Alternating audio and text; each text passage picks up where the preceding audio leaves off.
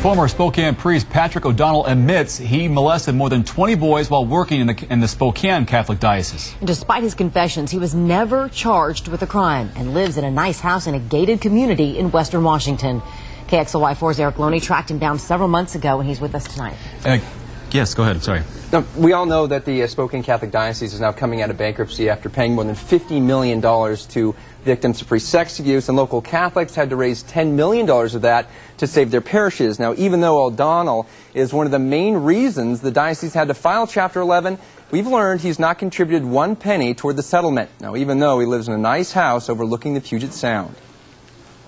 In videotaped testimony, Patrick O'Donnell couldn't recall every teenage boy he's abused. But I don't remember ever doing a count, but I'm sure it was more than 20. As a priest in the Spokane Diocese during the 1970s and early 80s, O'Donnell admits molesting boys while on camping and boating trips, and even during sleepovers with 11 and 12-year-old boys at church rectories. So the teenager, to your knowledge, did not tell anyone about the incident?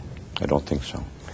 And you did not tell anyone about the incident? No. A few people did tell church leaders, but their complaints were never forwarded to police. The silence lasted long enough for the statute of limitations to run out, and O'Donnell will never be charged with the crime. You did have sexual contact with him? Yes. You touched his penis? Yes. Despite O'Donnell's confessions to repeated molestations, he'll never have to register as a sex offender. Today, he lives in an upscale gated community in Loney, Washington, about 40 miles north of Seattle. His house has a view of a small park and a marina. Children live on his street. We went to speak to O'Donnell 3 weeks ago. Neighbors told us he was home, and we could see coffee brewing on the kitchen counter, but he never came to the door. KXLY4 told neighbors about O'Donnell's past, and they were shocked. They had no idea their friendly neighbor is a confessed child molester. The neighbors declined to go on camera, but told us O'Donnell often jogs through the neighborhood, but they've never seen children in his house. I was not aware of him until you called me. The Skagit County Sheriff's Office says it has not received any complaints or reports about O'Donnell. It's always a concern when somebody has that kind of history, because history can repeat itself, but at the same time, maybe it won't. But it's somebody that we want to be aware of as law enforcement. KXLY4 has learned that O'Donnell worked as a seasonal employee at the Costco in Burlington over the holidays. He was laid off the day after Christmas. Employees tell KXLY4 they had no idea about his past. All of these boys I've mentioned were teenage boys while you were having sexual contact with him. Yes. Multi-million-dollar lawsuits stemming from O'Donnell's abuse pushed the diocese into bankruptcy. Local Catholics contributed $10 million toward the $48 million settlement. The diocese tells KXLY4 that O'Donnell has contributed nothing. His attorney claims he's penniless. Although property records show O'Donnell sold his house near Lake Washington in Bellevue 5 years ago for $570,000. Records show he paid $225,000 for his Loney home. Neighbors tell KXLY4 that he has talked openly of opening his own photography business, but hasn't yet. In his deposition, O'Donnell says he stopped abusing boys 20 years ago. Maybe just I finally realized when these parents complained that this was just really wrong and I needed to stop. Although he admits he's continued to skinny dip with young boys up until 7 or 8 years ago. Well, I've gotten into hot tubs and so on since then with boys who were naked. But That's for the purpose of sexual gratification? No. No, you got into hot tubs with teenage boys who were naked. Why?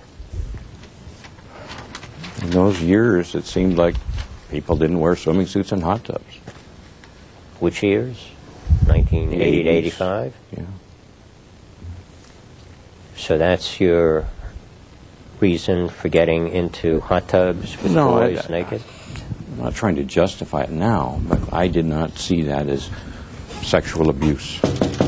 We went to O'Donnell's door several times and he never answered. He shut the blinds in a side room between our visits but didn't come to the door. O'Donnell avoided our camera, but not the one in a recent deposition, where he apologized for his sins. But I just want everybody to know I'm very sorry for my misbehavior, my bad actions, and for anything that hurt or might have hurt anybody. Victims, other people involved in any way. And I feel very bad, and I'm sorry. I'm trying to live my life as best I can, and I'm trying to make my contacts with others something that helps them to become better people. But I'm very sorry for my actions of the past years. Now, the diocese has paid millions to settle most of O'Donnell's lawsuits, but the victims still have one lawsuit going that threatens to take some or all of O'Donnell's personal assets, so his legal troubles are not over. And tomorrow we're continuing this series, working on one more story about legislation that is out to stop child molesters from kind of running through this legal loophole that allows them to be free years after they've committed their abuse. Because it certainly doesn't seem fair.